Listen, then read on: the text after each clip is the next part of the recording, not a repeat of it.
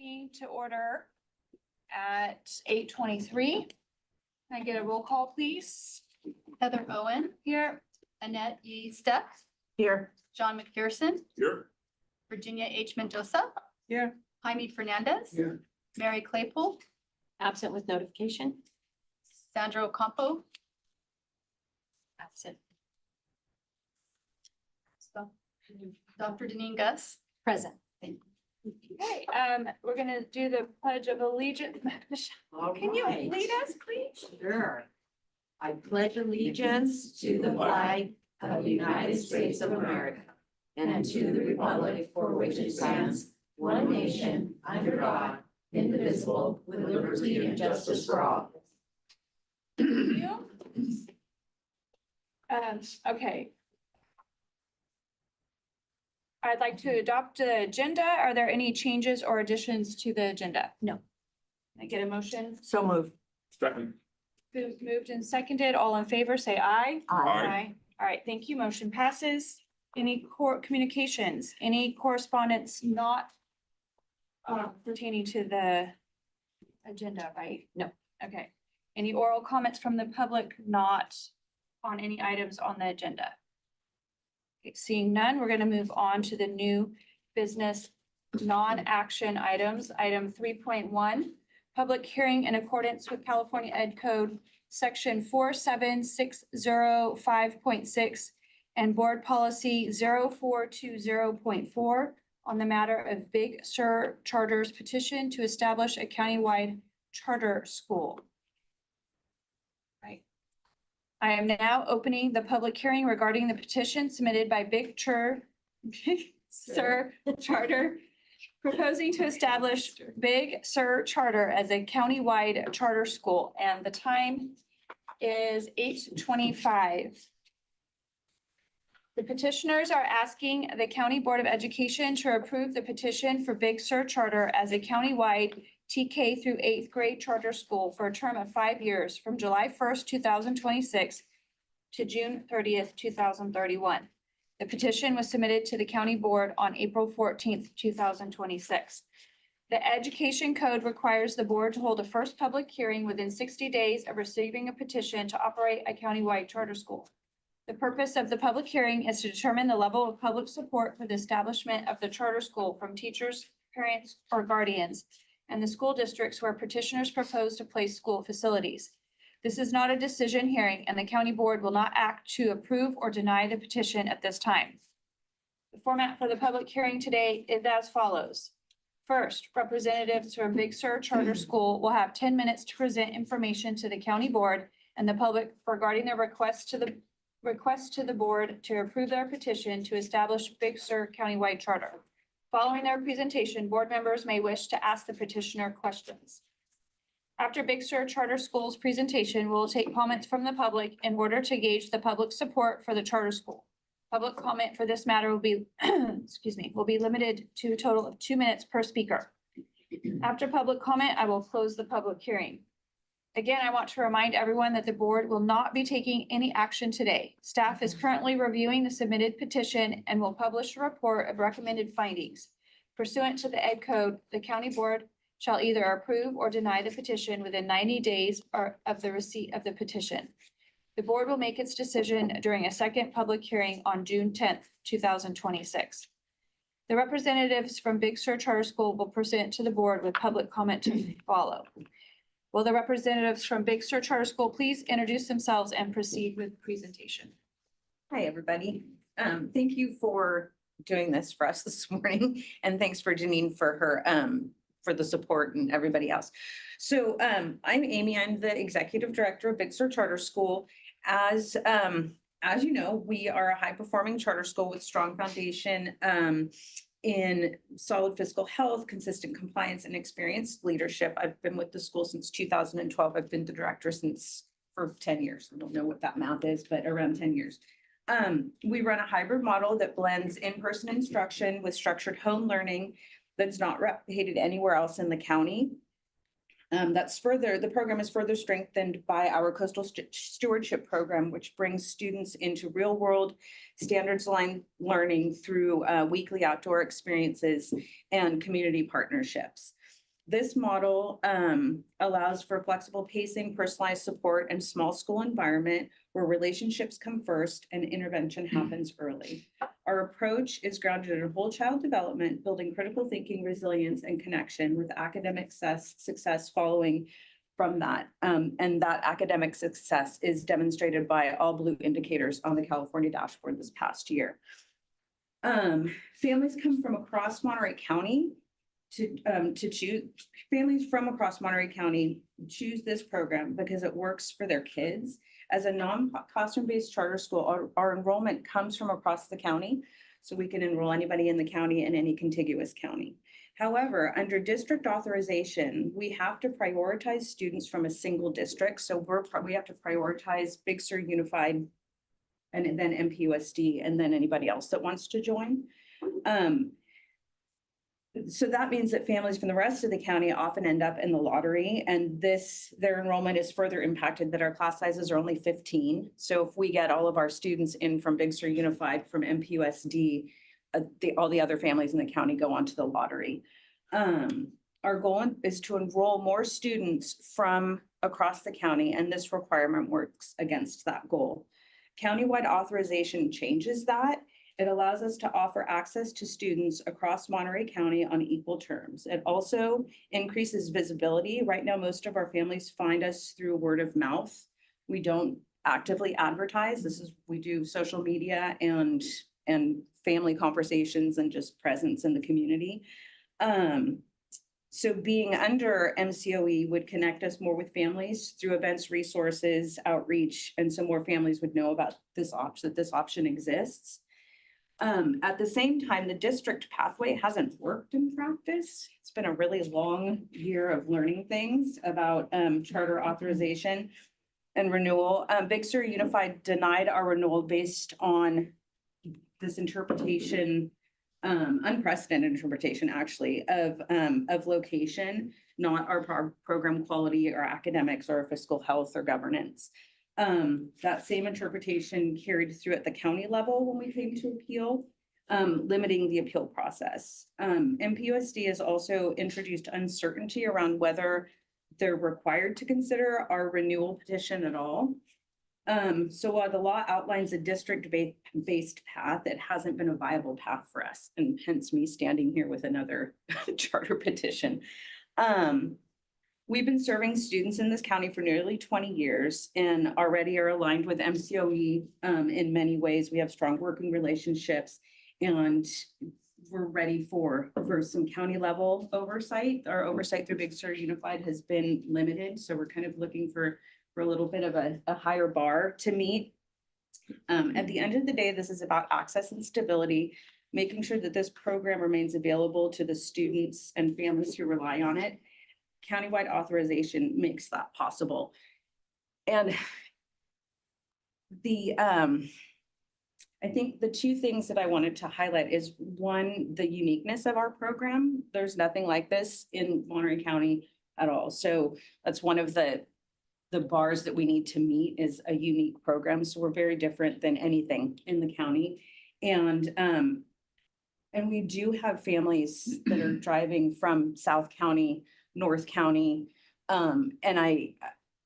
We have a hard time because we're such a small school with only 2 administrators getting into those neighborhoods and into those areas. And so it would be a great opportunity for us to expand, to get to those families and to do some outreach through the county.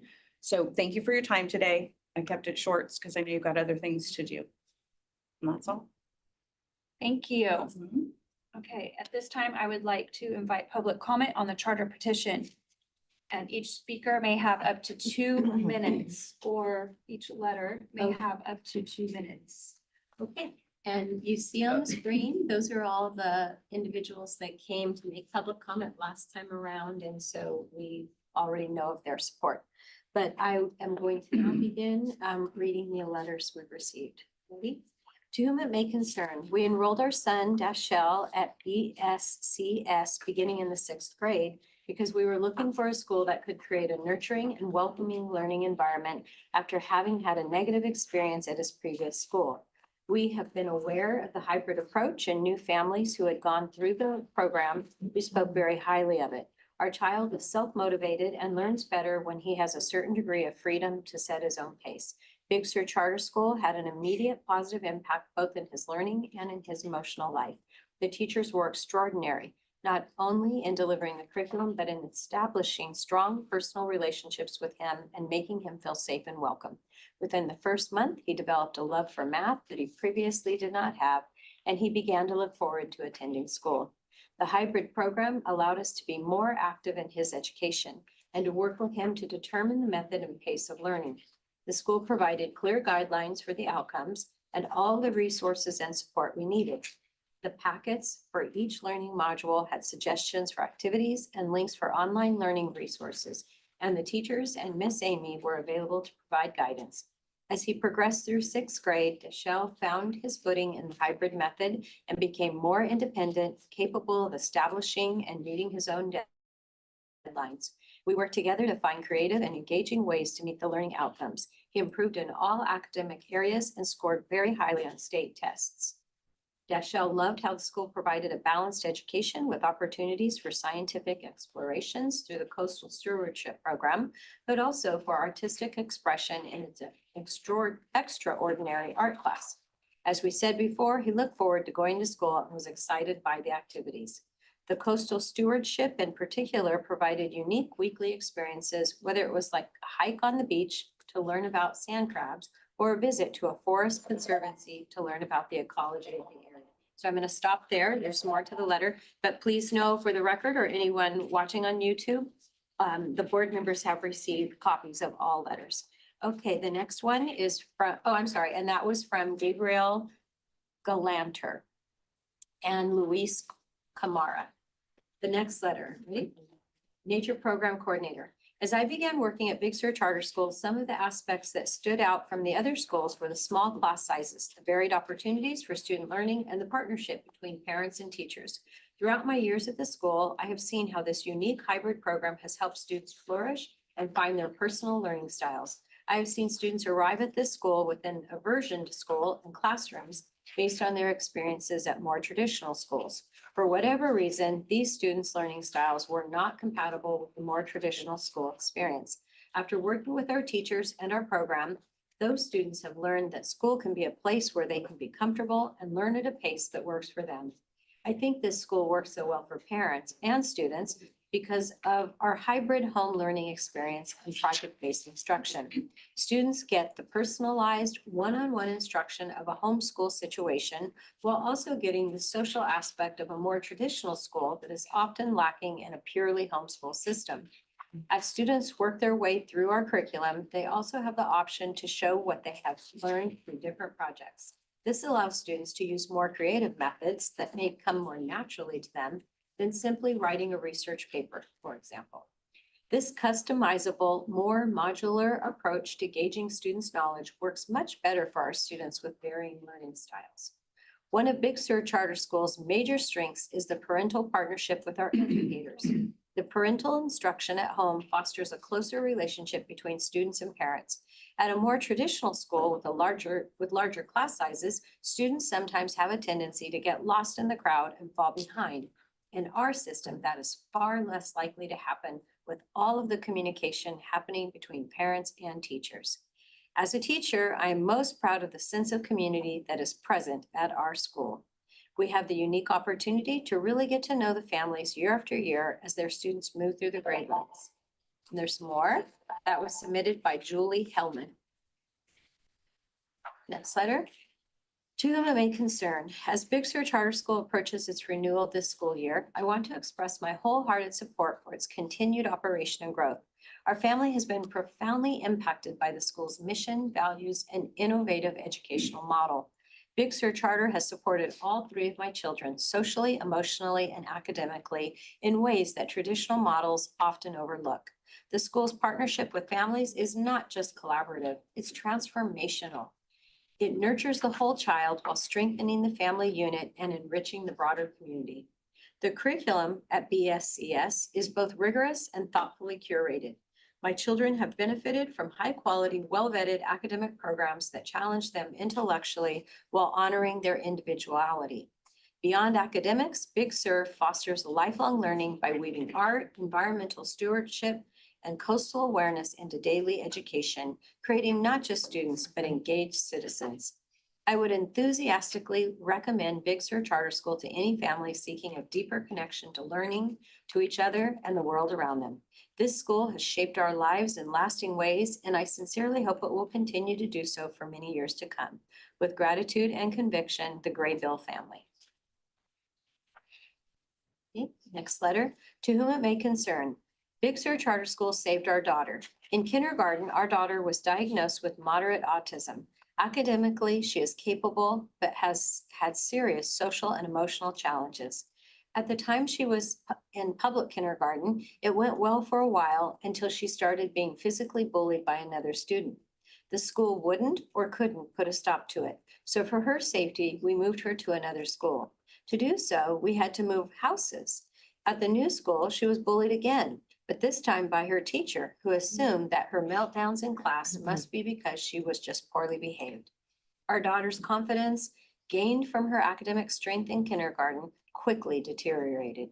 She was becoming depressed, and we watched her academic gains deteriorate. Her handwriting even became scrawled and frustrated.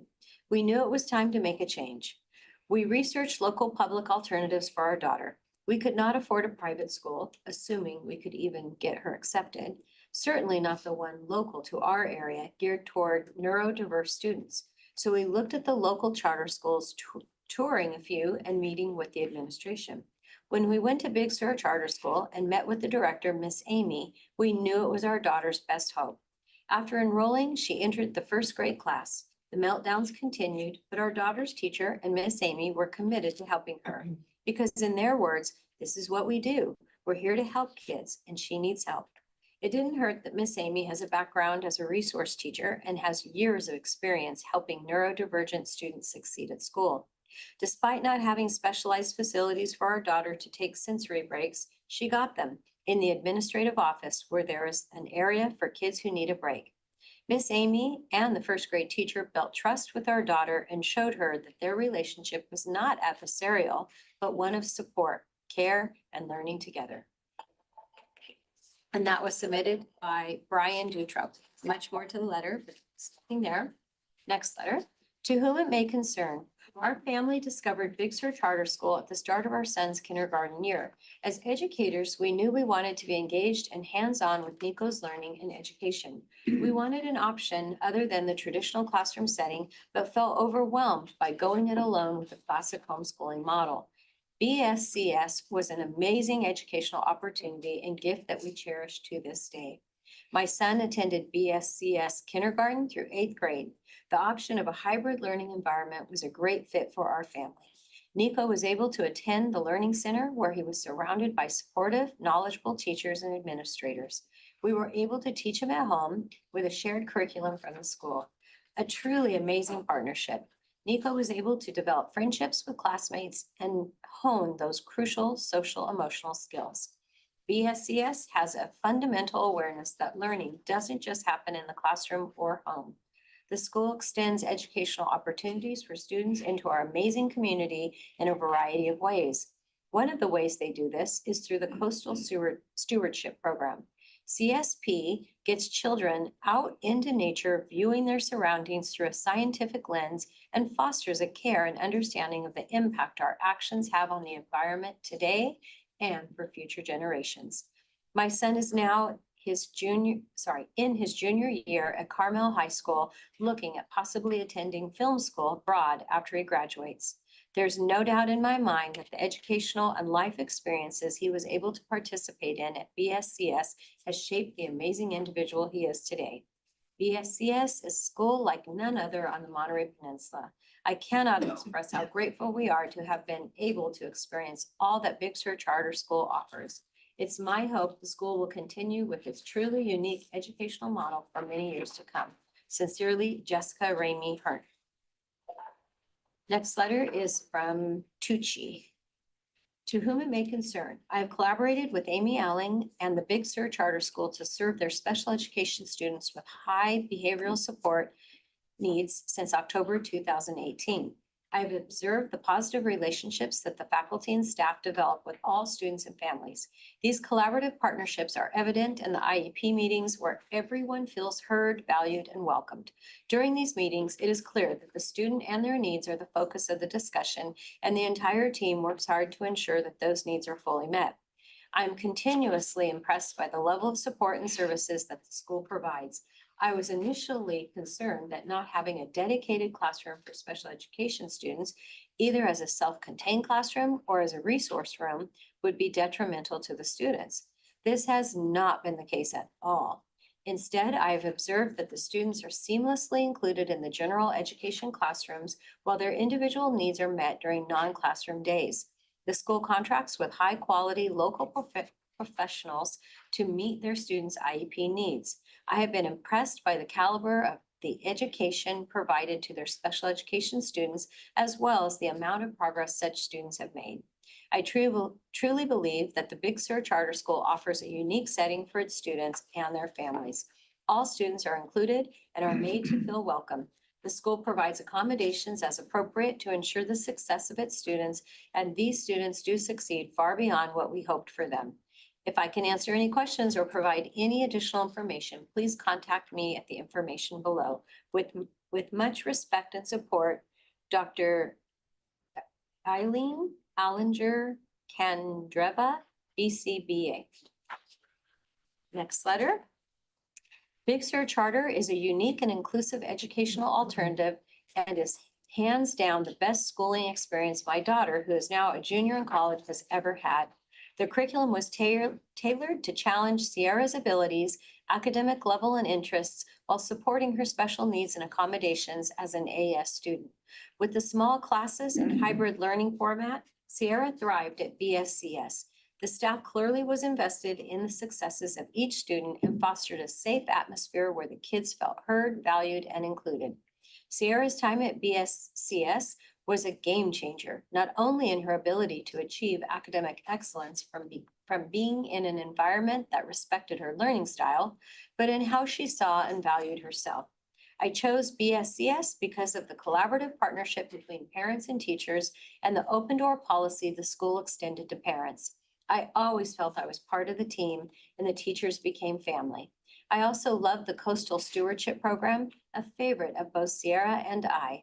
The hands-on learning about ecosystems and the environment, the connection to nature, and the joy of outside time was unparalleled in providing critical learning experiences and understanding that can only happen outside the classroom.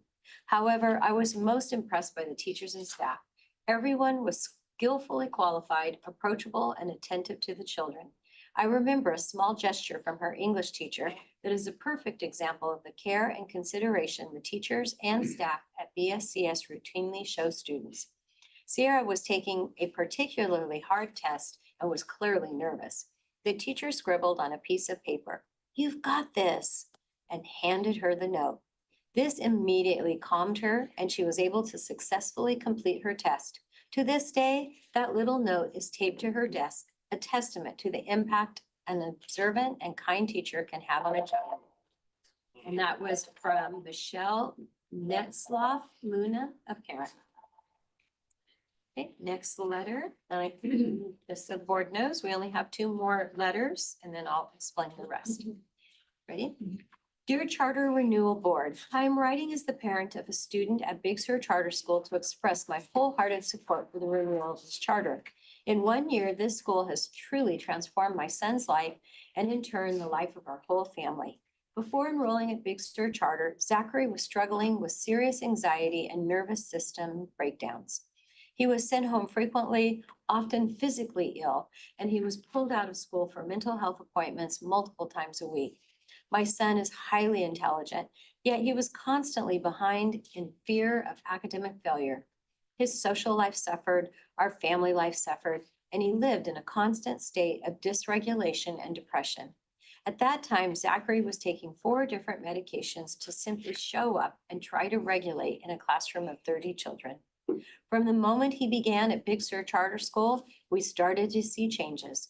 Although he had a few anxious moments in the beginning, the environment, the staff, and the approach at Big Sur Charter made a remarkable difference. He began to feel safe, supported, and understood. His health improved, his anxiety lessened, and he started to truly thrive academically, socially, and emotionally. Because of his success at Big Sur, we have been able to reduce his medications to 2. Today, he is not only healthier, but much happier. One of the biggest differences was the small class size and the level of support from his teachers. For the first time, he felt like he could ask questions and always get the help he needed. He even said that it felt impossible for anyone to fall behind, and in his class, nobody did. Can you imagine the confidence that comes from being in a program where every single student is learning and succeeding alongside you? That sense of success and belonging has been life-changing for him. He has also found great camaraderie with his science teacher, who brought science to life with an outdoor nature-based program. And there's more to the letter, but we'll stop there. This is from Lauren Ball and James Melling, parents of Zachary Ball, 6th grade. Next letter. Ready? Big Sur Charter School was a lifesaver for me in middle school. In 6th grade, I had to go to a public middle school, which as an autistic person was not a good fit for me at all. The noisy hallways, extreme homework load, early start times, and terrible special ed teacher made me begin to get panic attacks 3 months into the school year. My parents pulled me out of the school and homeschooled me for the rest of the year, but that wasn't the right option for me either. The following school year, I was enrolled in Big Sur Charter School. Because of the homeschool, regular school hybrid program, I was able to balance getting up early to go to class with sleeping in. While I personally had no interest in interacting with others back in middle school, the school encouraged us to be like a family, and I never saw anyone get bullied. Many of the classes at BSCS were much more interesting and preferable to regular school classes. For example, my English class required me to write and edit my own stories, which allowed me to be creative while still learning proper grammar. So far, this is the only English class I've ever taken which actually explained what a semicolon is used for. Coastal stewardship was a wonderful addition to PE, both hiking around and learning important lessons about nature. My actual PE classes were awesome too, since I swam in the ocean as opposed to running laps. This school was a great transition from homeschooling back to regular schooling. It gave me a place to go when the public education system seemed too scary and overwhelming to go back to. Because of the stepping stone that Big Sur Charter gave me, I have successfully returned to the public school system. Now I'm successfully completing my junior year at my community college, Sierra Luna BSCS graduate. And that is the last letter. However, board members, I want to just point out that you also have several additional pages where you can see there was some questions asked and various parents answered those questions all about Big Sur Charter School. So instead of reading all of these, and you've all already received copies of these, in addition to all of the student letters in the packet, we're just going to submit the rest of these as one big packet because it would be very difficult to try to identify like who each speaker is of each communication. But all will be entered into the record, and that does conclude the written public comment. Okay, thank you for the comments. The board will make its decision on the charter petition on June 10th, 2026 at a regularly scheduled board meeting. Was there a chance for anyone to ask? Were we not asking any questions? You can ask questions, yes. Okay. Yes, Annette. I just had a comment, actually. I think that the items that were submitted to us online that were filled out were not from parents, they were from teachers. Just to clarify that they were teachers that answered, because it says, why did you choose to teach at BSCS? And they were all the same. They weren't from parents. They were just a clarification. It's a mix. Oh, was it a Yeah, mix? it's a mix. There should, it's, if my memory serves correct, because it was a while ago. I think I asked parents, I did Google form and ask parents some questions and ask teachers some questions. So I think it might be a mix there. Okay, Yeah. I think most of these were teachers, although you asked about, can you share a story about a student? So there were stuff Yeah. about student, but I mean, just to clarify. Yeah. This Thank page you. right here at the top says family experience. So this Oh. is all from parents. I think you're Oh. looking at the document, let me see, I think you're Yeah. looking at maybe this one. I don't know. Yeah, I don't know. I might not have gotten the other one electronically. Can you just make sure we get that? Absolutely, and it Thank you. should be at your I- table. I don't I'm see not it here. seeing it. You are Yeah, I'm not that's seeing why the I'm- parent one. You- I'm just seeing the. Exactly, that that's second what I'm one, saying. Parent one, the student one, and then. No. Yeah, we're missing the This. parent one. I The just, family experience. I do not see that. Okay, we will run off copies for you right now, so you will have all of these that would be perfect. to take home. Yeah, it was a little bit confusing because they're not Yeah, like I submitted like understand. a normal. That's, public I only comment. saw the ones from the teachers. That's why I made that comment. But I'm happy to get those. Thank you. Okay, are there any other, John? Can you remind me what the enrollment currently is? 105. Okay. And what has been the high and what's been the low? Oh, gosh. The Okay. low has been, when I first started, 60 something. And the high, this is the high. Okay. Yeah, our ADA was 105.6, 105.66. And are you at capacity? No, our capacity is 15 students K through 8, Uh-huh. each grade plus 10 for TK. So Okay. whatever that works out to be. Yeah. Uh-huh. Any other questions? 150. 150 is max. What did you say it was? 130? What did you? Yeah, well, so 588. we have to be, we're at 105, the max enrollment for students, if our classes are full, is whatever the 150. 150, You but have we 10 have to adhere to a 25-to-1 Mhm. ratio, 25 ADA to 1 teacher, because we're non-classroom based. So that works out to a different number. Okay. Oh, so it can be higher. No, it'll be lower, Oh. because our teachers, we only have 5 teachers, Oh, so oh, gotcha. that's- I gotcha. the math, and then plus the, 125. yeah, that's the Okay, number, so thank it's you. really 125. Yeah. Okay. Okay. Yeah, so 125 is our max. Thank you. Oh, getting close though. Yeah, it's pretty. Yeah, fast. we're pretty, Yeah. this is, yeah. You're 20 away from your max. Close. Yeah. I mean, your enrollment probably is higher. All right, any other questions? Okay, at this time, I would like, oh, sorry, thank you. Did I read this already? The board will make its decision at the charter Yeah. petition on June 10th, 2026 at a regularly scheduled board meeting. This time, I'd like to close the public hearing and the time is 8:56. Thank you for coming. Thank you so guys much for for coming. doing this morning, and thank you, Dr. Gus. And Since we can't start till 9, I just have a quick question for Amy. Okay, Is do that you okay? wanna, yes, but did you close the whole I- meeting? Oh, sorry. closed I the just closed, sorry. Too many things. Okay. You did. I closed the public meeting. Okay, so next meeting date, May 13th, 2026, 9 AM. Meeting is adjourned. There we go. Is that good? That's good, yes. Just always the board member want Oh, to did make a any comment. board member want to And make I a had comment? no. I'm No saying comment. We're No good. comment. We're good. Sorry. No worries. It's a little rough. It's been one of those mornings. And welcome. Welcome to all of our guests. Anyone wishing to speak today, if you could please sign in. Is it okay if Oh, yes, And of then, course. there should be public comment cards, correct? That's what they're doing right Okay. now. Yeah. Yeah, we do. And we have to get the Zoom stuff all set up. Is Caroline zooming in today? And Okay. Yeah. Kids start till lunch. Okay. Thank you so much. Welcome. Thank you. Good question. How was the drive up this morning? Fine. Good. Good. The traffic in Salinas today was insane. It wasn't the point that I was coming through, or at least the route I was coming. It's so funny because you can get here faster coming like from King City to here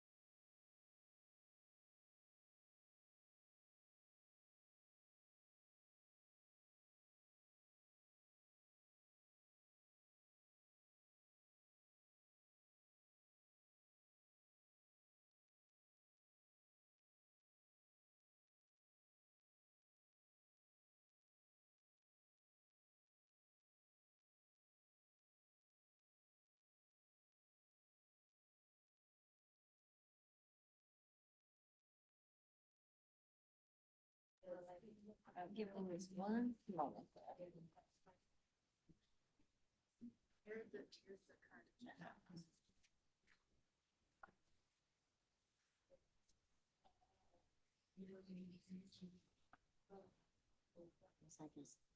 Oh, yeah.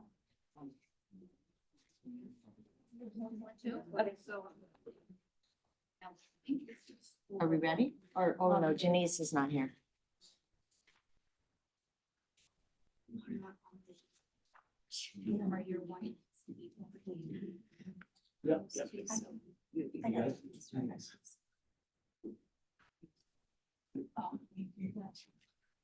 Okay, so it's, okay. It's important. Okay.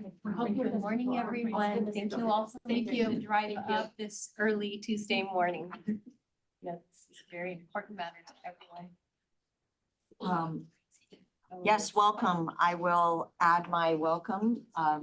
We're beginning our Monterey County Committee on School District Organization meeting. Today is April 28th, and it is 9:03 a.m. And just so everyone knows, we do have this meeting being broadcast on YouTube, and that in this room, if you just speak to your neighbor, it comes up as if you're talking, it's recorded. The microphones are very sensitive. So don't talk to one another unless you're willing to be recorded and broadcast to YouTube, just so you know. Thank you all for coming. So call this meeting to order. Can we have a roll call vote, please? Annette Eastek, Here. Sandra Campo. John McPherson. Here. Heather Owen. Here. Virginia H. Mendoza. Present. Jaime Fernandez. Okay, and we have the Pledge of Allegiance and, Dr. Gus. oh, Sorry. sorry, Dr. Gus. sorry. Present. She's here. Can we have, John, can you lead us in the pledge, please? Ready, begin. I pledge allegiance to the flag of the United States of America and to the republic for which it stands, one nation, under God, indivisible, with liberty and justice for all. All right, thank you all for joining us, and do I have a motion to adopt our, well, do we have any changes to the agenda? No. No changes. Given that, do I have a motion to adopt the county committee agenda? Move to approve.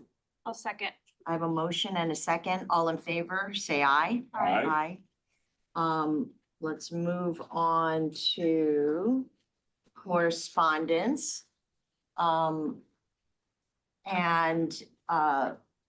We have received a packet of letters in writing for us, and I just want to clarify that one of the letters is from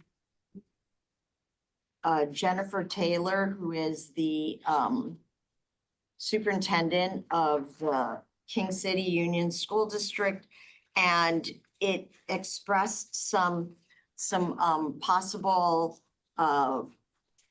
issues with respect to the unification of the two different school districts, if that proceeds.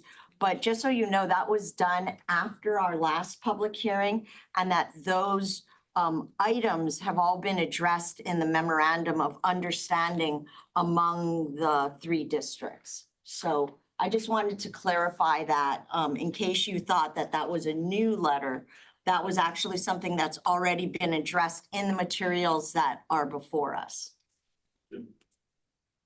And now we have oral comments from the public on items. Wait, no, actually, we wait till not on this agenda. So the other ones will come when I open the public hearing. So is anyone here to talk on items not on this agenda? Seeing none, I'll move on to the consent agenda. Do I have a motion to adopt said agenda? Do we have consent items? Yes. Yes, it's all the minutes. The minutes. It's all the Okay. minutes. I don't see that on my, Backside? Oh. no, I go from 1.4 to. Oh, you're I think you missing have the the backside. To borrow that? So, Oh, yours doesn't have a backs. Oh, yours has it right here. I don't know, it's items 3.1, 3.2, and 3.3. I don't Okay. have, Here we go. thank you. Okay, Oh. anyone want to move the consent calendar, move. agenda? I move to Have a approve. motion, do I have a second? Second. Do you want to have a moment to take a peek at it before you vote? No, Okay, all in favor, say aye. Any opposed? Okay, unfinished business non-action items. We're now on page 15 of the packet. Item 4.1, the plans and recommendations for the proposed unification of Greenfield Union School District and King City Union School District, resulting in the dissolution of the school district and becoming unified school districts in each of those communities. Janine, Yes. are you, yeah. So actually, I am turning that over to, it's actually 4.2 two? Yeah, presentation from Okay. Margaret Leone. okay. Okay, All right. thank you very much. Marguerite. Thank you very much. I think we have a PowerPoint that we can pull up. It's I'm going to go through it very quickly.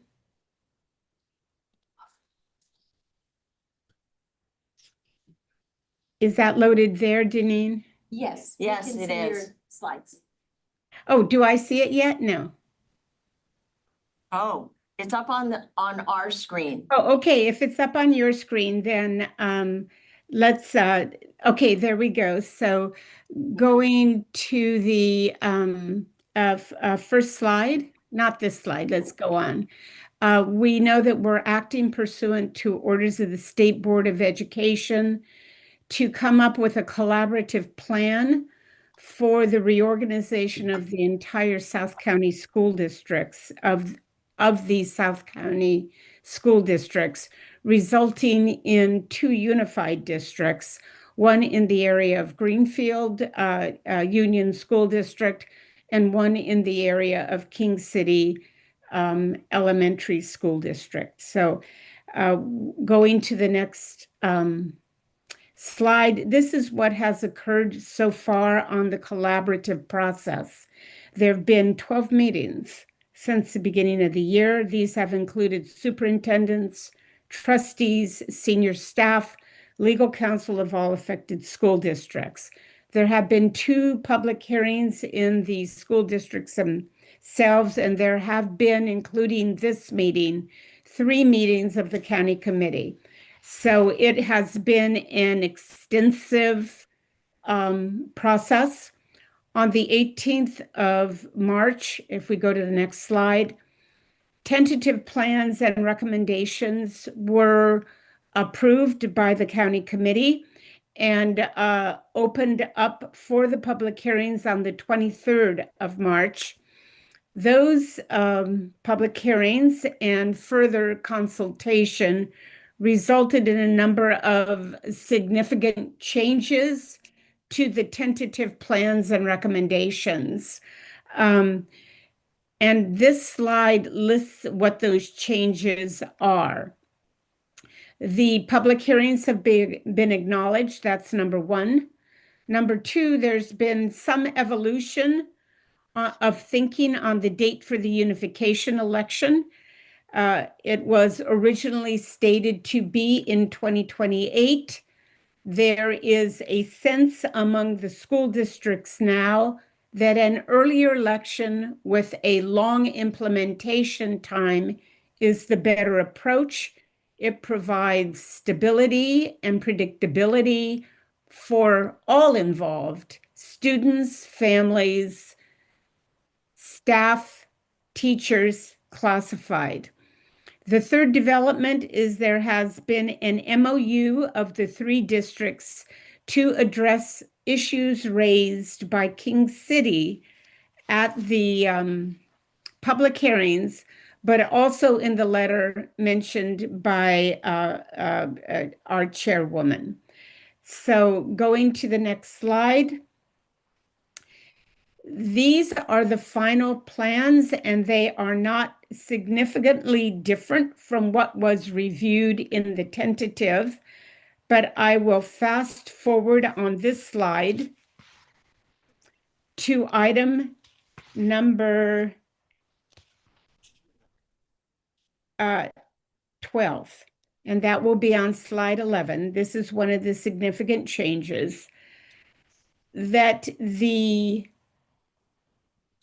school districts have entered into an MOU addressing three items: potential liability of the new unified school districts for obligations of the former high school district that occurred prior to unification, addressing other post-employment benefits for employees of the high school district who retired prior to unification and within 2 years of the unification, and the fair management, excuse me, of the rights of classified staff after the unification.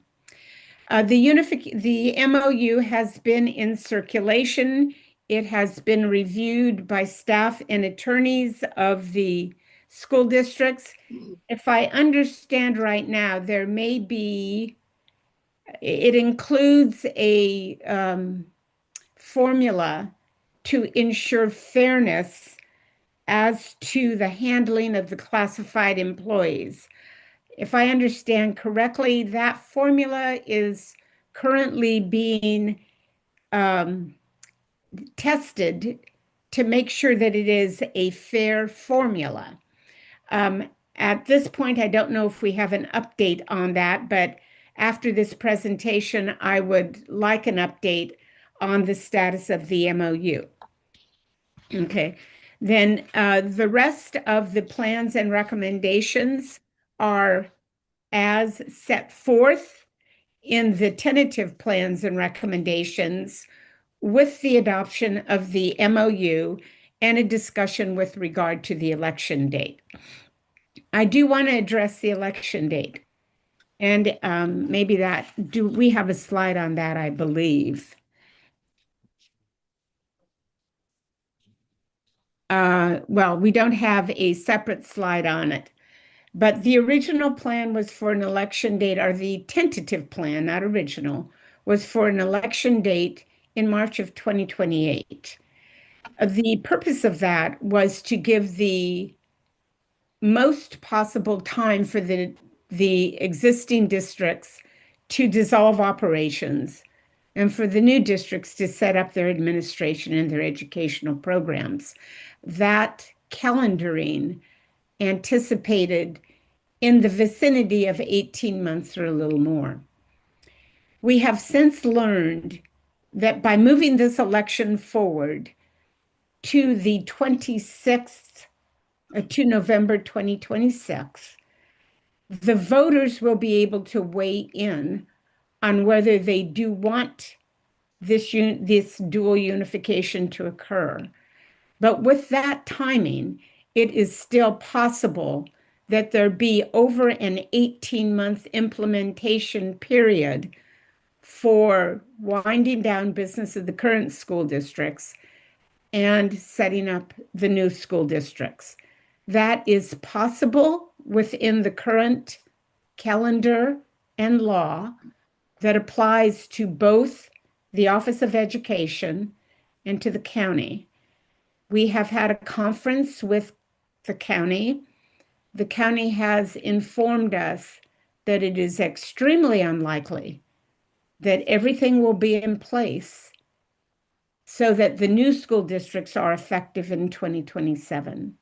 The likely scenario under current law is that they are effective in January 1 of 2028, which provides over an 18-month implementation period if the voters approve from November to July 2028. So the tentative plans recognize this new scheduling. It recognizes the concern of King City that there be this full 18-month implementation period, but it also acknowledges the benefits of moving the election forward for all concerned, as I have listed. So that is a significant change in the plans and recommendations. That change also acknowledges that in the off chance that a waiver is necessary, the waiver can be achieved through an application by the Monterey County Board of Education. So that's the end of my presentation.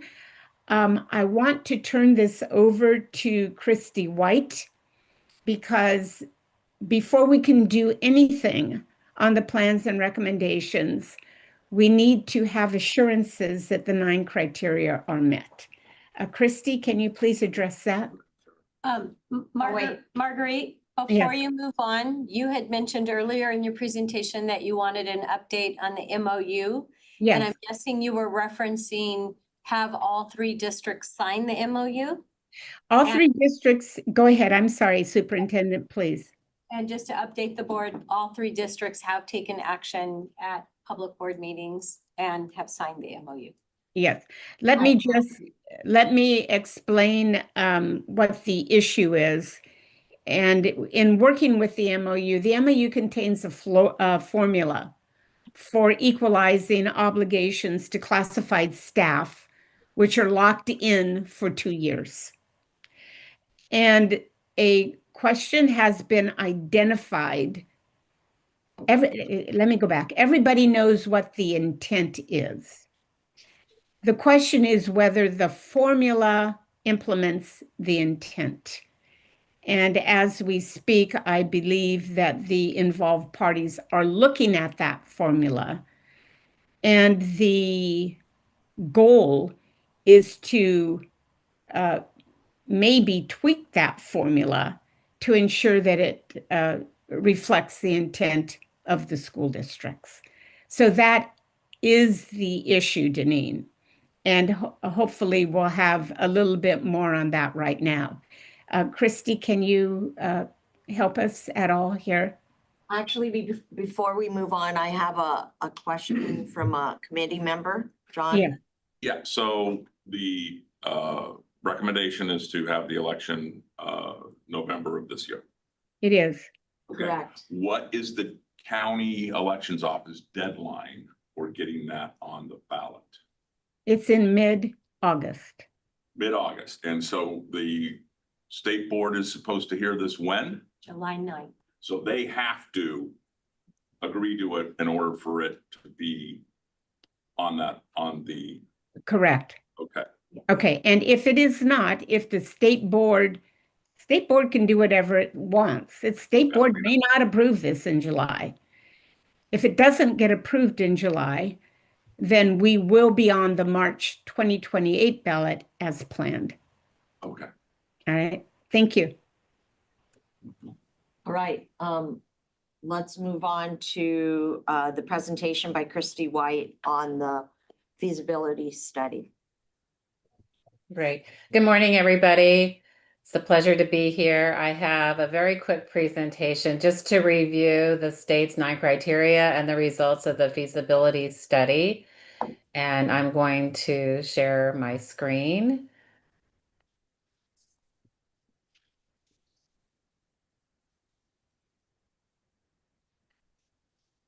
Okay, at our last meeting, I had gone into much more detail about the results of the feasibility study, but just as a refresher, there were multiple studies that were conducted looking at Greenfield individually, King City individually, and then the combination of this dual unification, which was the conclusion that each of the studies landed on, is that it was the best solution educationally as well as financially for the 3 districts involved, with the small districts opting out for unification at the elementary level, but continuing to send their students to a King City Unified for secondary services.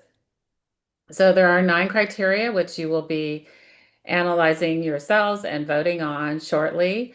In my study, I believe all the criteria to have been substantially met. And the criteria include an adequate size of district after the unification, and each district would exceed the minimum number of students of 1,500, so this is met.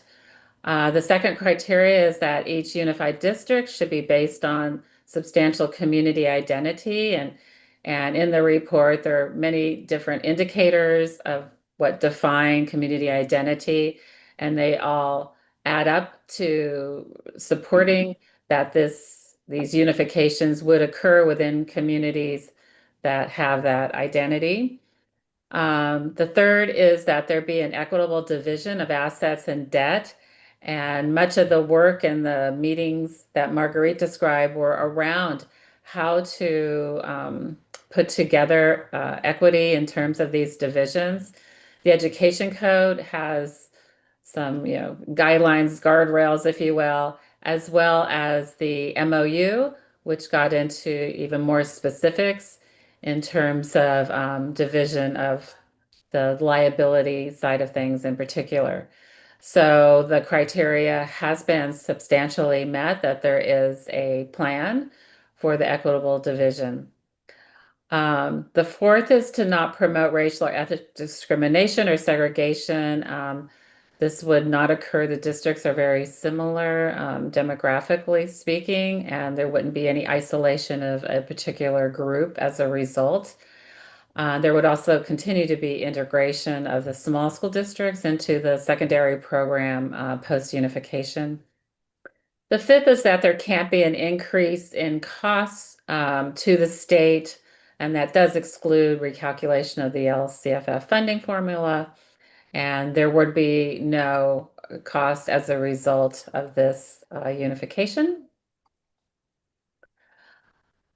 The sixth criteria is that there be a sound educational program, and there would be continued viability for the elementary and secondary programs that exist.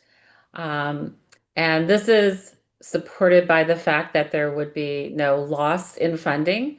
In fact, there could be a slight gain on the revenue side and significant savings on an administrative side. So programs could continue from a financial standpoint, obviously, based on the priority of the governing boards involved. There are clear benefits of a TK through 12 articulation, the fact that there would be one point of contact for the parents, and there's other advantages in a unified model that are included in the feasibility study. So this is met. There can be no increase in cost for facilities. All the facilities have been improved over the years with the bond funds, and the students are pretty equally divided. Not quite. There's a slight difference, but the facilities support them. There would be no increase in facilities needs as a result of these unifications. So it's considered to be met. This proposal is not designed to increase property values. And number 9 is that it would not cause a negative financial effect. In fact, it would provide positive financial effect. As you probably recall from our last meeting, the iBank loan will be fully repaid. The high school district's board has taken action to resolve to repay that before the unification. So that issue is gone. And then there's other methods for equalizing obligations that are described in the MOU.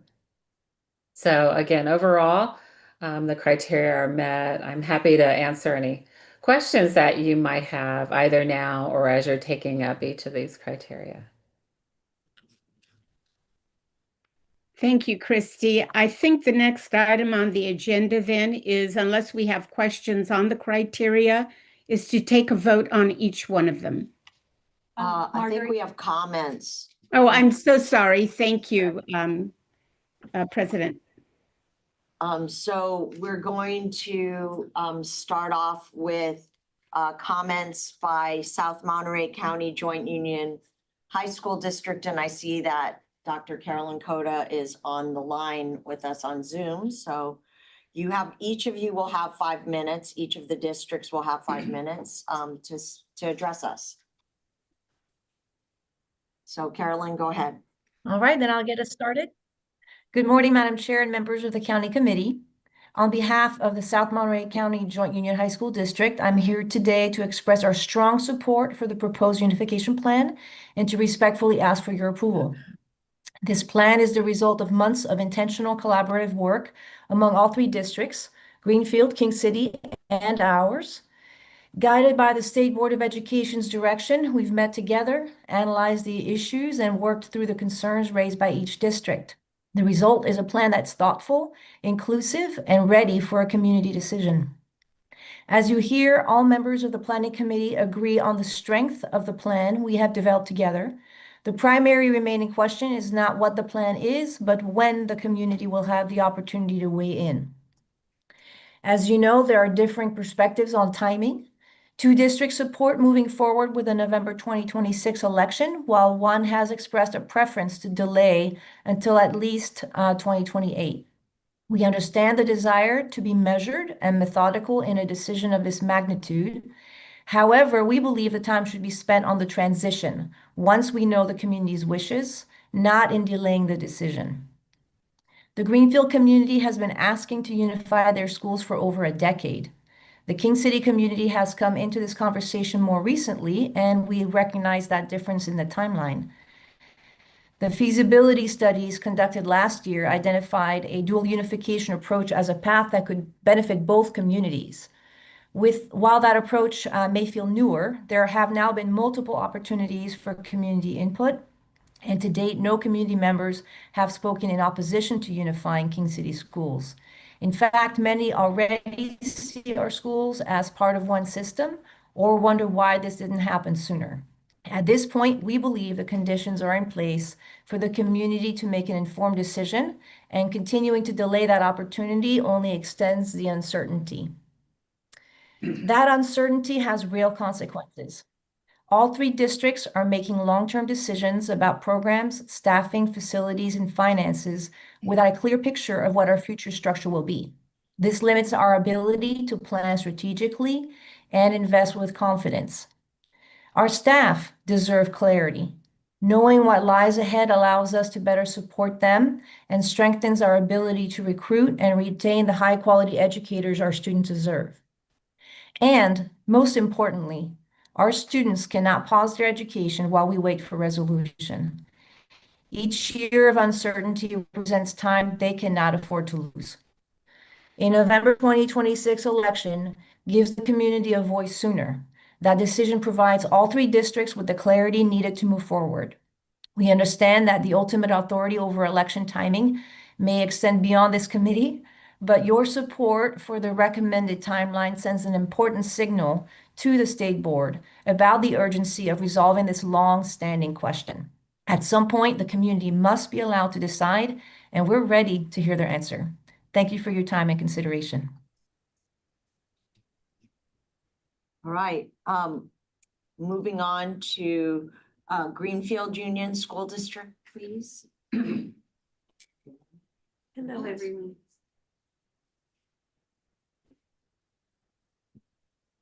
Good morning, Madam Chair, Dr. Gus, and distinguished members of the Monterey County Committee on School District Organization. Thank you for the opportunity to speak with you today. My name is Laura Cortez, and I serve as the proud superintendent of the Greenfield Union School District. I would once again like to thank South Monterey County Joint Union High School District and King City Elementary District as well as the MCOE County Committee and everyone involved in these meetings for their time and commitment on this very, very important issue. The Greenfield Union School District expresses strong support for the plans and recommendations for the reorganization of South Monterey County Union High School District, Greenfield Union School District, and King City Union School District to form 2 unified districts, as well as the MOU. That was developed collaboratively by all 3 districts. This agreement reflects thoughtful planning, shared responsibility, and clear commitment to ensuring a smooth and equitable transition as we move towards unification. What stands out the most is the level of collaboration across all 3 districts. This was not created in isolation. It represents a unified effort to address critical areas such as liability, employee transitions, and long-term financial responsibilities. The provisions outlining how obligations will be shared, such as the appropriation or distribution of costs tied to student funding and planning for employee benefits, demonstrate a careful, transparent, and responsible approach. These details matter because they reduce uncertainty and build trust in this process. The community of Greenfield strongly supports this resolution. There is a clear understanding that this agreement creates a solid foundation for what comes next. It positions both future unified districts, Greenfield Unified and King City Unified, to operate with sustainability, fairness, and shared commitment to students. Additionally, the Greenfield community would prefer that the election be held in November of 2026 of this year. Holding the election in November would allow us to move forward more efficiently with planning and implementation should the voters approve unification. It would reduce delays, maintain momentum, and allow district leaders to begin aligning systems, staffing, and resources in a timely manner. Moving forward sooner supports students, staff, and families by minimizing prolonged uncertainty. For these reasons, I respectfully urge the support for this resolution, the MOU, and appreciate the collaborative work that has brought all of this forward. Thank you all very much. All right, and finally, we have comments by King City Union School District and Superintendent Jennifer Taylor. Good morning, Madam Chair, Dr. Gus, and the committee. I am Jennifer Taylor, the superintendent of the King City Union School District, and here to speak on behalf of both my school district and most importantly, my governing board. I would like to begin by thanking everyone that has dedicated their time and effort to working together for a positive outcome regarding unification. The plan before you this morning regarding the reorganization of our current South Monterey County school districts into 2 new unified school districts, Greenfield Unified and King City Unified, is unique. I describe this plan as unique because while we desire to work collaboratively and support each other as South County districts, it was not a process that was the universal desire of everyone involved. We, the King City Union School District, support the plan and will support the outcome of an election. And if the voters want to unify the elementary and high school into 1 unified district, we will work collaboratively to support a smooth and successful transition. The plan before you is a part of that transition. Our hesitancy, and if we are honest, the more appropriate term has probably been resistance to the concept of unification of King City, has never been to prevent the community of Greenfield from pursuing the unification that they desire. We understand, respect, and support their reasons. And it should also be acknowledged that the Greenfield community did not initially intend for our district to be brought into the discussion either. While the Greenfield community has been working towards unification for nearly 10 years, unification of our elementary district was only raised for the first time about 18 months ago, with serious formal discussions only starting after the last November state board meeting. While this might sound like a long time, it is a very short amount of time for the discussion, planning, and unanimous agreement of a school board to bring their current district to a close and open as a new district. We do not continue to bring this to the forefront in an effort to prevent Greenfield from unifying. Rather, just as everyone has been respectful and supportive of their desire, we ask that the same acknowledgement be given to the position that our district has been placed in as a part of this process, as well as our local high school district, who will cease to exist as a high school district. The plan before you not only includes how we will move forward if the outcome of the election is to unify, but also a proposed timeline for the election itself and the ultimate opening of the new unified districts. As a part of our efforts to work in a supportive manner toward an election, our governing board has requested that an election and the transition to the new districts be delayed for a period of time to allow voters to learn more about the proposals and the current districts to carefully and strategically plan for the opening. To put it simply, something this important cannot be rushed to an election which could include the election of new board members in only 6 months. While there is a benefit, undoubtedly a benefit, to an earlier election this fall to determine the desire of the voters, our governing board has requested and continues to request that the timeline reflect a plan for a July 29 opening at the earliest. This would allow for additional time for the districts to implement the transition. While we do not currently support the timeline proposed, we have assisted in the creation of and support the reorganization plan that has been drafted to address how the districts will move forward should the majority of the voters vote to unify. We will support the outcome of an election. While the plan may be ready for submission to the State Board of Education, the work is far from over, and we will continue to bring our voices to the table. Again, we thank everyone for the time and positive intention, including from our neighbors in Greenfield and our South Monterey County District and our county committee, that you have put into drafting the plan, listening to questions and concerns, and preparing to continue to work collaboratively, because in the end, we all know that is what will lead to positive outcomes for all of the students of South County. Thank you.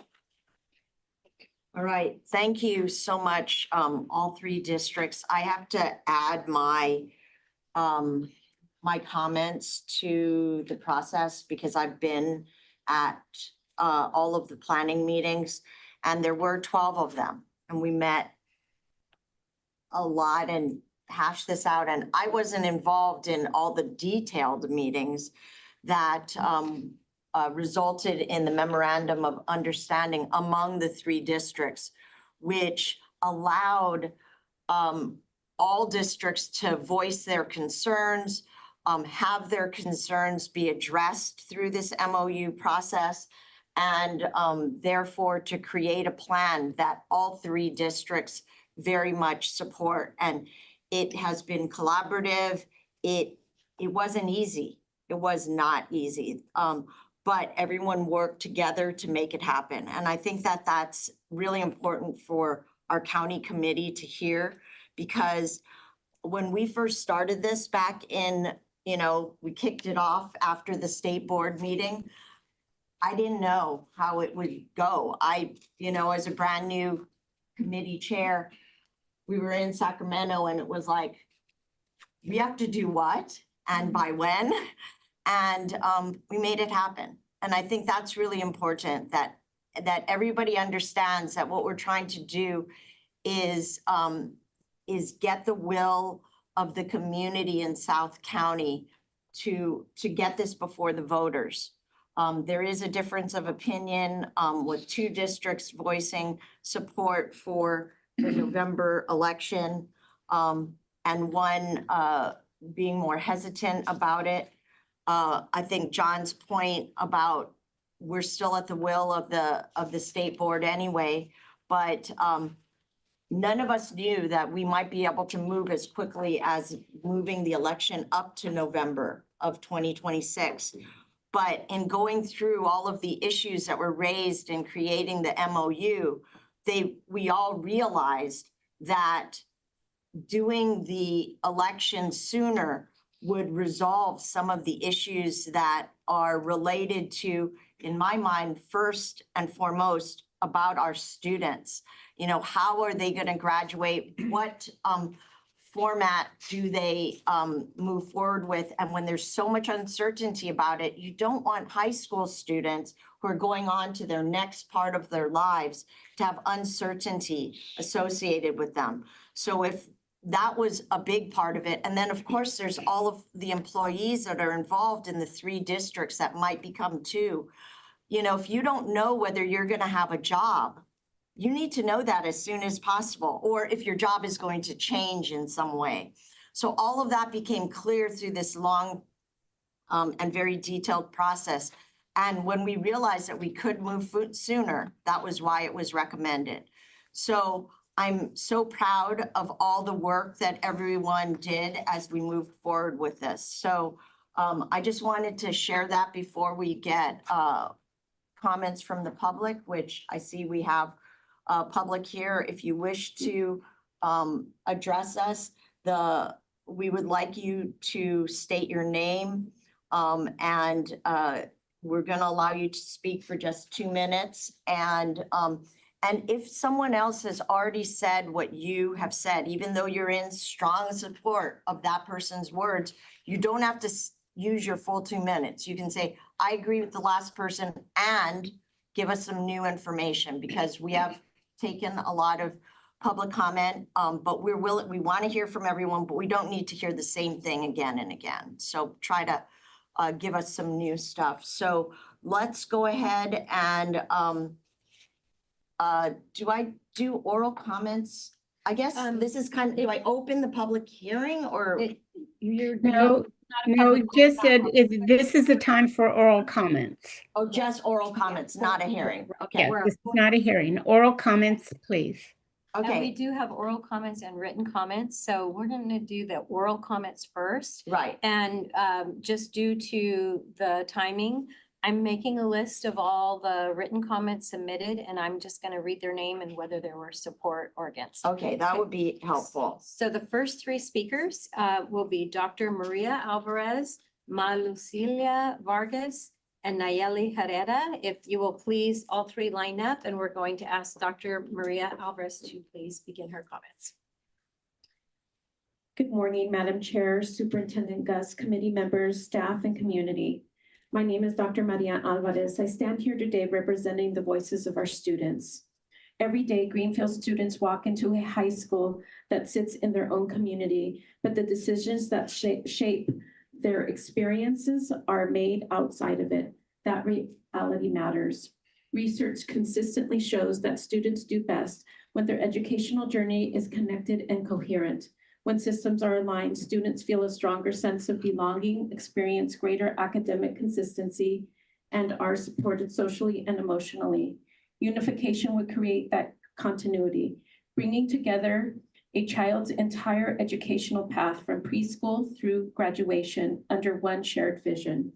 This is not about geography alone. It is about responsibility. It is about ensuring that the community raising these students also has the ability to shape their future. When we align our systems, we align our purpose to serve students in the most responsive, connected, and meaningful way possible. We recognize the complexity of this decision and the responsibilities that come with it. A positive step forward today allows for thoughtful planning, a responsive transition, and the opportunity to fully prepare for long-term success. As the Associate Superintendent of Educational Service of GUSD, I stand with our team in our commitment to alignment, purpose, and student success. We are ready to do this work with knowledge, hard work, and dedication. Thank you for your consideration and for making a decision that honors our community and the future of the students who call Greenfield home. Thank you. Thank you. Our next speaker will be Ma Lucilia Vargas. Buenos días, gracias por permitirle a una madre estar aquí. Para mí el comentario sería que todos los cambios son buenos para los niños. Voy a tener 2 hijos graduados en la high school y tengo 2 niños pequeños. Me gustaría saber cuál va a ser el cambio que va a haber para los niños que ya están graduados y los niños que se van a graduar. En el pasado no quería tanto la reunificación porque mi hija está en el último año de la high school. Tenía miedo a la transición. Pero ahorita que ya va a salir de high school, creo que es un momento ideal para mí, como madre, de que se haga el cambio para ver cuáles van a ser los beneficios para mis nuevos hijos o mis hijos pequeños los nuevos cambios. Por eso creo que es el momento para mí como madre ideal para hacer la transición. Gracias. Thank you. And We're gonna Ralph, would have you the please translation, yeah, if, thank you, Dr. Paris. No worry, thank you. I didn't quite catch the very beginning of it, but the context was that the speaker has two children in high school and then two children in the younger grades. And she's concerned, wanting to know what the changes are for all of them. And originally, she wasn't in favor of the unification because we were worried about the transition and what it might mean. But now that her older child is graduating, she feels this is a good time so that she can know what the younger children will be experiencing and be ready to be prepared. ¿Más o menos es correcto? Sí, bueno. Gracias. Okay, our next speaker, Nayeli Herrera. Buenos días, mi nombre es Nayeli Herrera, soy madre de alumnos del distrito escolar de Greenfield. Yo sé, como comentó mi compañera, que quizás no es fácil, es una transición muy grande, es muchos cambios que se vendrían con unificar el distrito, pero creo que para nosotros como papás, nos gustaría tener un mismo calendario escolar para todos nuestros hijos. Además, yo siento que así se aprovecharían mucho mejor los recursos, se distribuirían mejor los programas que tendríamos. Además, también como papás, tendríamos una sola oficina, un solo distrito a donde acudir para cualquier situación que se presente con nuestros hijos. Además de establecer un mismo sistema de calificaciones, nuestros hijos estarían en ese mismo sistema desde que entran a escuela hasta su grado 12. Yo sé que quizás es muchos cambios, pero como mamá, pues me gustaría, ojalá que se pudiera dar esa unificación de distrito. Muchas gracias por la oportunidad y ojalá que se tome la mejor decisión. Dr. Juarez. And Dr. Paris. Good morning. My name is Nayeli, mother of children in Greenfield. And she understands that this is not an easy process. There are big changes and many changes that are presented. But as parents are in favor of this change for a few reasons, as she stated. One of them being that it would be great to have, it'd be favorable to have the same calendar for all the children in the school district so that it makes it a little bit smoother for everyone. And that this change will provide a greater variety and resources and better resources that will be available for the students through the unification. And that it provides a more consistent system. And so it makes it, again, more effective for the students starting their very younger grades all the way through high school. So she's favorable to this process. Thank you. And our next three speakers will be Alma Delia M. Perez, Yasmin Santiago, and Cindy Aquino Contreras. And Alma, if you will please go first. Buenos días, tengan todos ustedes. Mi nombre es Alma Delia Pérez. Tengo dos hijos estudiantes en la escuela de la high school en Greenfield y el otro está en la escuela de Vista Verde estudiando el 8º grado. Uno de los 5 criterios que dijeron para poder establecer la high school en Greenfield, creo que para un poquito agregar más, cada ciudad del sur del condado tiene su propia cultura y su propio grupos étnicos. Creo que el personal del distrito de Greenfield ya conoce por años a sus estudiantes y a sus empleados para poder ayudar mejor a sus necesidades a los estudiantes de high school. Necesitamos personas que comprendan las necesidades de estas personas. Entonces, por eso les pido, por favor, que consideren que se unifique la high school en Greenfield, porque ya hay un lazo que se tiene con el personal de Greenfield. Gracias. Dr. Juarez. Good morning. I'm Alma Perez and I have 2 children, one in the high school in Greenfield and one in 8th grade in Vista Verde. And it's important to recognize that each city has unique characteristics, and such as the case in Greenfield.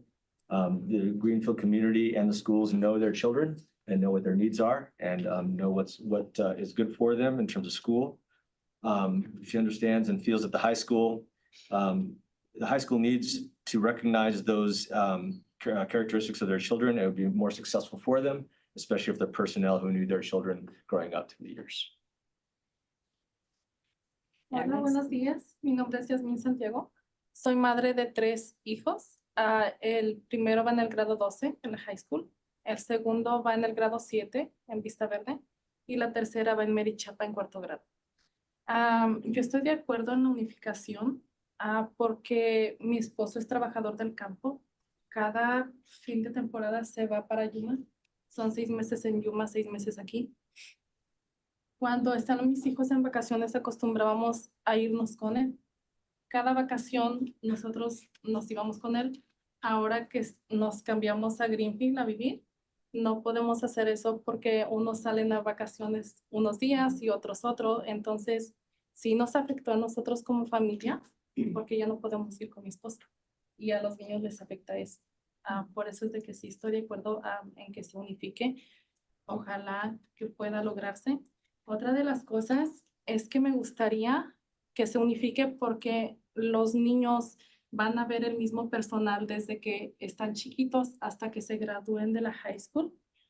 Pienso que eso sería bueno para ellos. No tendrían que sufrir por la transición del cambio de personal cuando entren a la high school.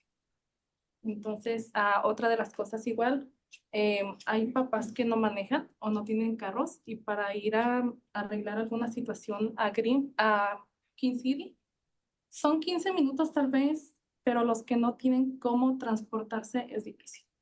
Y si fuera todo en Greenfield, nos queda ahí cerquita y es mucho mejor para los padres. Gracias.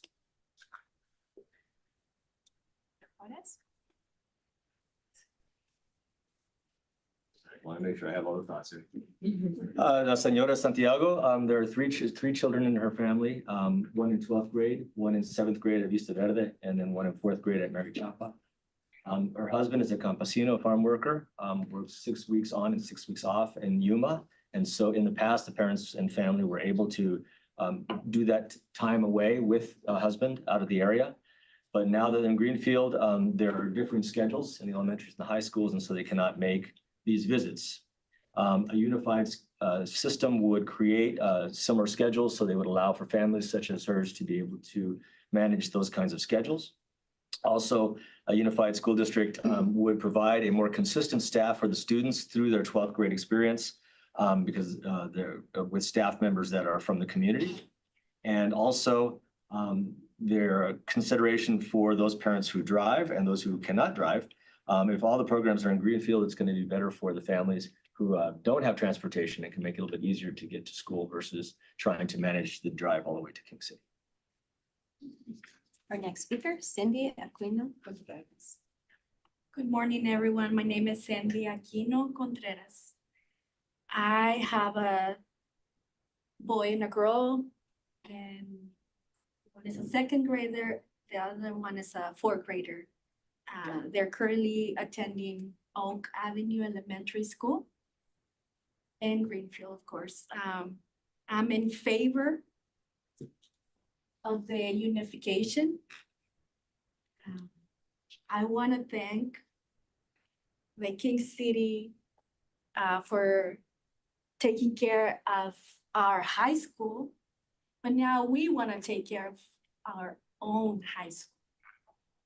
I'm thinking about our students, our kids, our teenagers, and I know for sure that if this unification hopefully happens, I can just imagine how proud they're gonna be. What a wonderful thing for them to know that their parents, their community, their teachers, their leaders fought for this. And that it happened.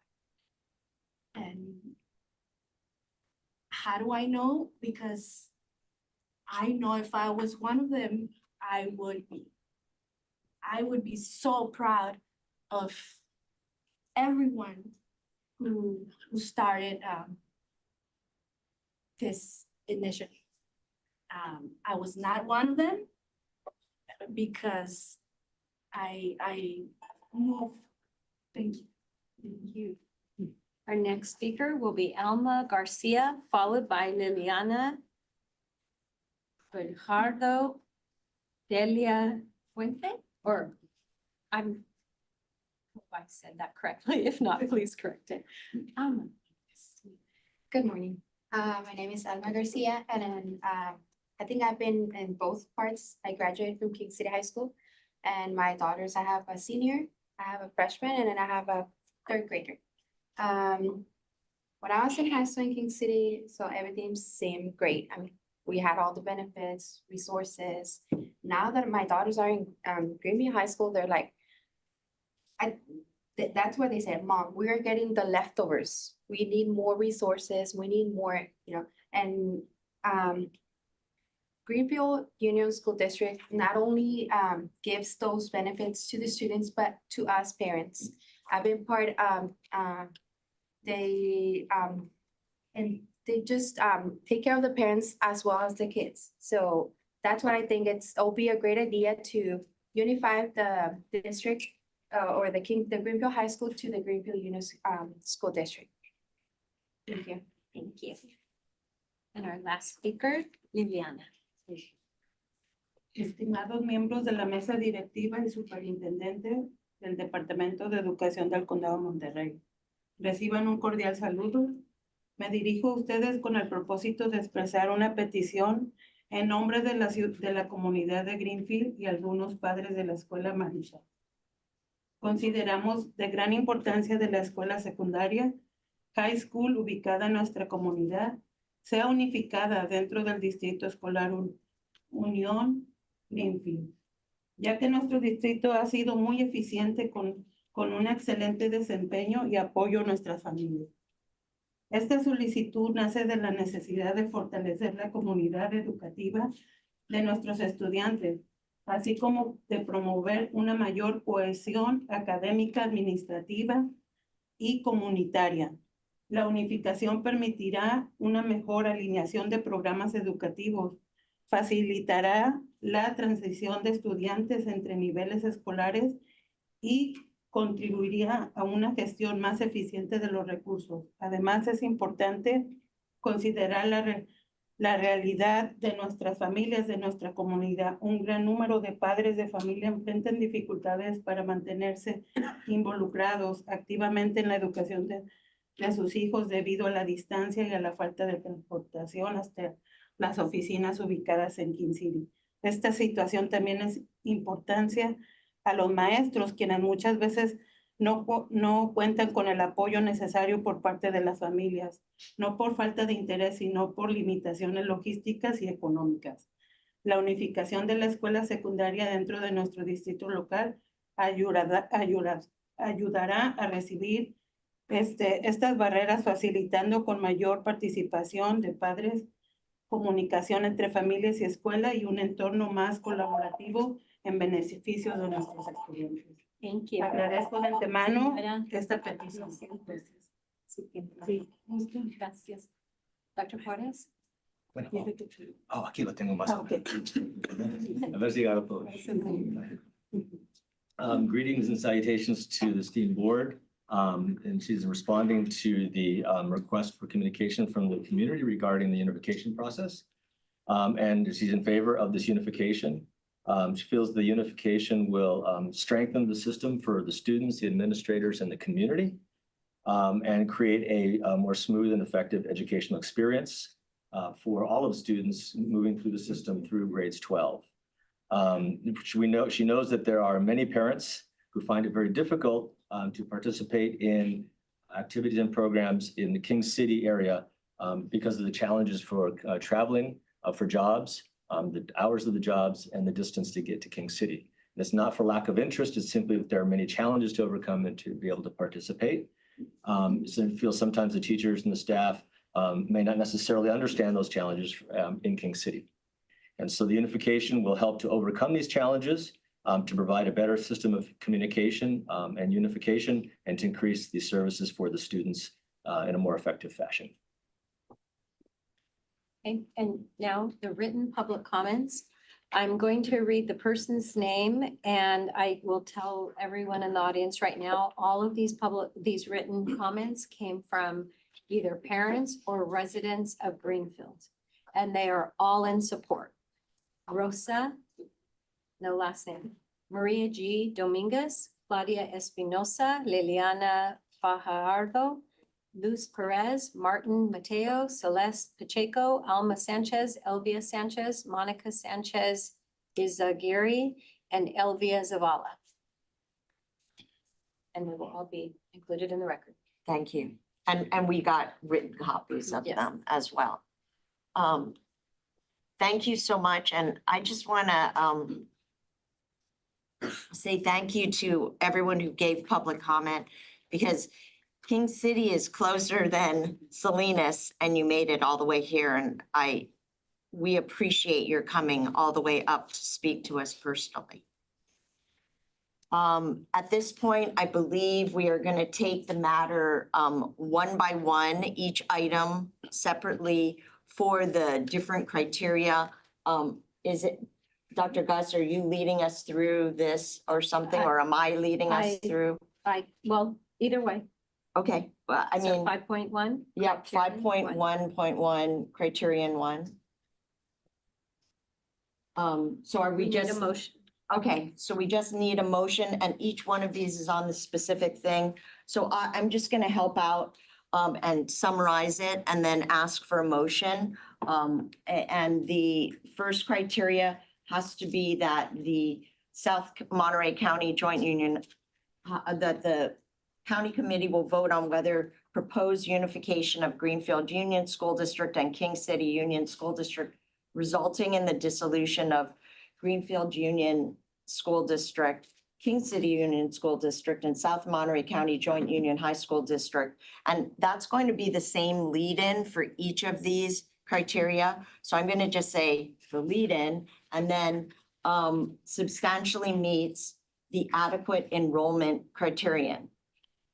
Madam Chair. Yes. As parliamentarian, I think the proper way to do Oh, it is thank you. for a motion to be made based upon what the recommendation does. And so for Ah, the record, the motion okay. says does or does not. Okay, And with that in mind, I would like to make a motion on criterion 1 and briefly speak to the motion. please. Okay. I just want to thank everyone involved, the administrators and the governing boards, and particularly the Joint Union High School District and King City. This has never been done before. The state board has never done this before. So this was new territory for everybody, where the state board is saying you will come up with a plan regardless of if the parties involved like it or not. And so my biggest fear was that if people quite justifiably dug their heels in, we would be in a position where we would have had to submit a plan to the state board that was not agreed upon by the community. So the collaboration by everybody has just been fantastic. I want to commend staff and I want to commend the chair and those helping us. But really, you know, that I understand this is extremely difficult, particularly for the high school district in King City. But to get to where we are is just a testament for people being adults and doing the right thing. So I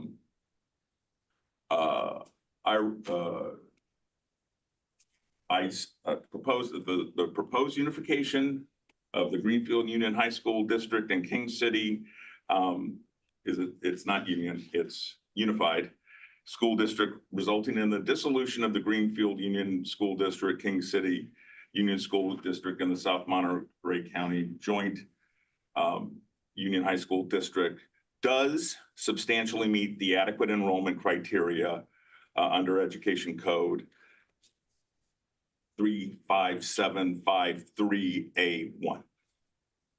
All right, we have a motion. Do we have a second to that motion? Second.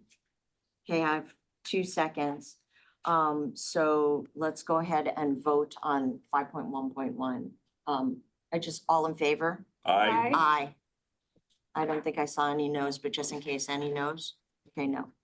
Okay, moving on to criterion 2, we're going to follow the same format. So if someone would like to propose a recommendation or a motion in the form of the recommendation stating the appropriate item on community identity. Yes, okay, you will. I will, that the proposed unification of Greenfield Union School District and King City Union School District resulting in the dissolution of Greenfield Union School District, King City Union School District, and the South Monterey County Joint Union High School District does substantially meet the community identity criterion, Ed Code Section 35753A2. Okay, I have a motion. Do I have a second? Second. Okay, I have a motion and a second, I think two again. All in favor, say aye. Aye. Aye. And then criterion 3. Same thing. I need someone to make a motion with the criteria identified as per the recommendation. I move that the proposed unification of the Greenfield Union School District and the King City School District resulting in the dissolution of the Greenfield Union School District, the King City Union School District, and the South Monterey County Joint Union High School District does substantially meet the equitable division of property and facilities criterion, Ed Code Section 35753A3. I have a motion. Do I have a second? Okay, a second. All in favor, say aye. Aye. Aye. Okay, criterion 4, which is the racial integration criterion. Marguerite, are you still on? I am. Do we need to do it this way where we read the recommendation exactly as is? Or can we say that this is the recommendation that the proposed unification does meet or does not meet, if that's what the proposal, do we have to read all those letters and the Ed Code section? Is that? No, this is what I would say. I would say motion that the proposed dual unification satisfies, and we are at the third criterion or the fourth? At the fourth. At the fourth criteria of section 35753. Okay. And then take the vote. Okay. And if you want to, as set forth in the agenda. Okay. All All right. right. So we can cut out all the reading of the names of the school districts. Yeah. Okay. Say does. Does someone want to make a motion in that direction? I can do it too. That the dual unification of the school districts does meet the integration and non-segregation criterion per the Ed Code and as noted in our board agenda. Do I have a second to my motion? Second. I have a motion and a second. All in favor, say aye. Aye. Aye. Okay, criterion 5. Anyone want to make the motion or shall I do it? I'll do it. Okay, okay, John. Oh, no, we can't. I move that the dual unification satisfies the criteria for insignificant or incidental state costs as outlined in our agenda. Okay, I have a motion. Do I have a second? Second. All right, I have a motion and a second. All in favor, say aye. Aye. Aye. Aye. Jaime, did you vote? I didn't hear you. Yes, Okay, I'm sorry. Okay, that was all 4. Criterion number 6, do I have a motion to for that item? I move that the proposed dual unification does substantially meet the sound educational performance and non-disruption of educational program criterion of the Ed Code. All right, as shown in our board packet. Do I have a second? Second. I have a motion and a second. All in favor, say aye. Aye. Aye. Criterion number 7. Do I have a motion to adopt that criterion?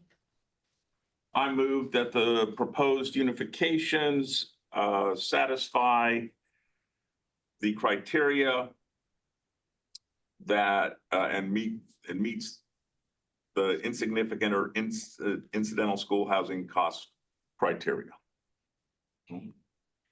As per our board packet, do I have a second of that motion? I'll second. Okay, I have a motion and a second. All in favor, say aye. Aye. Okay, moving forward to criterion 8. Do I have a motion for that? I'll make a motion that the proposed dual unification does substantially meet the primarily designed for purposes other, or does meet the primarily designed for purposes other than increased property values criterion as per our board packet. Do I have a second? Second. I have a motion and a second. All in favor, say aye. Aye. Aye. Okay, moving on to criterion 9. Do I have a motion for that criterion? I'll do it. The proposed dual unifications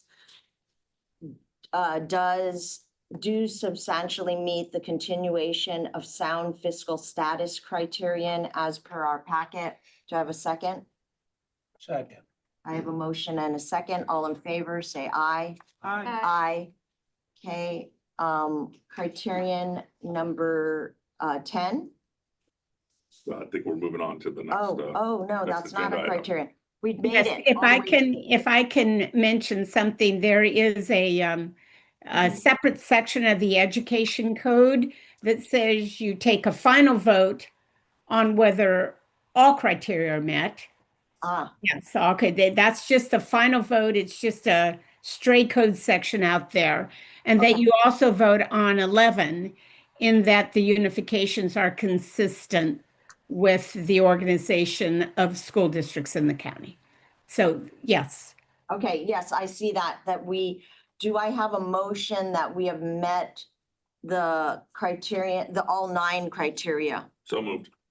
Second. I have a motion and a second. All in favor, say aye. Aye. Aye.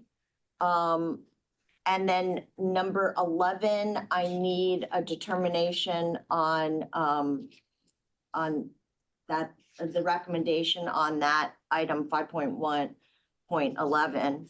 I move that the final plans and recommendation of the proposed unification of Greenfield Unified School District, King City Unified School District, resulting in the dissolution of Greenfield Union School District, King City Union School District, and South Monterey County Joint Union High School District be adopted.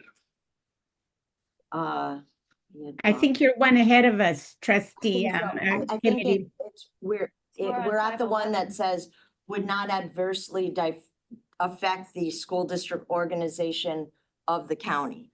Okay. All right. I think you took my friendly amendment. So do I have a second on that motion? All in favor, say aye. Aye. Aye. And then finally, we are at item 5.2, which is that the final plans and recommendations be adopted. Do we have a motion? So moved. Okay, and a second? Second. I have a motion and a second. All in favor, say aye. Aye. Aye. All right. I think we made it through all of the action items. It was a little tricky. It was a lot of words, but I think we did it. And now we're on to, do we have any new business action items? I don't see any.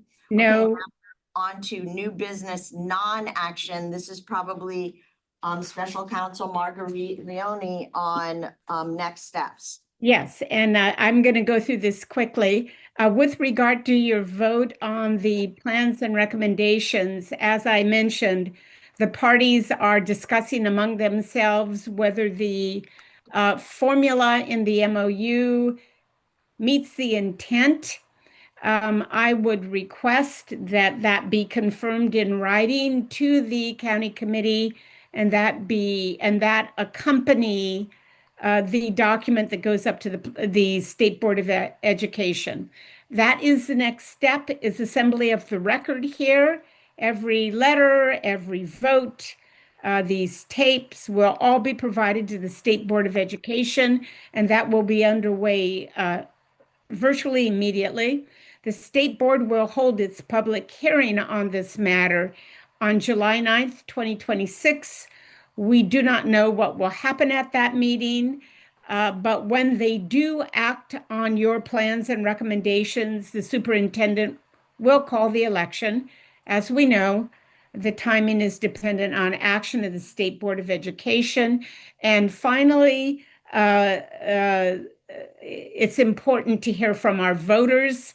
That will occur after the State Board of Education weighs in.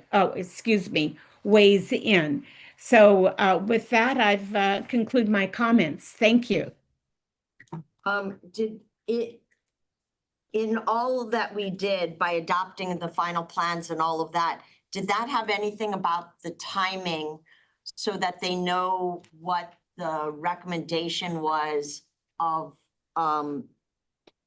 the final plan to go forward with the November 26th election? It absolutely did. There's a full section on it, and I indicated that section in the PowerPoint, but there is a full section in it which explains rationale and the views of all parties, including the views of the county committee. Okay, that's great. I mean, I saw it. I didn't know that if we needed to take specific action or by No. adopting the plans, it was. It was adopted. Fine. Okay, fine. All right. We are done with that, and this meeting is adjourned. Thank you. Now everyone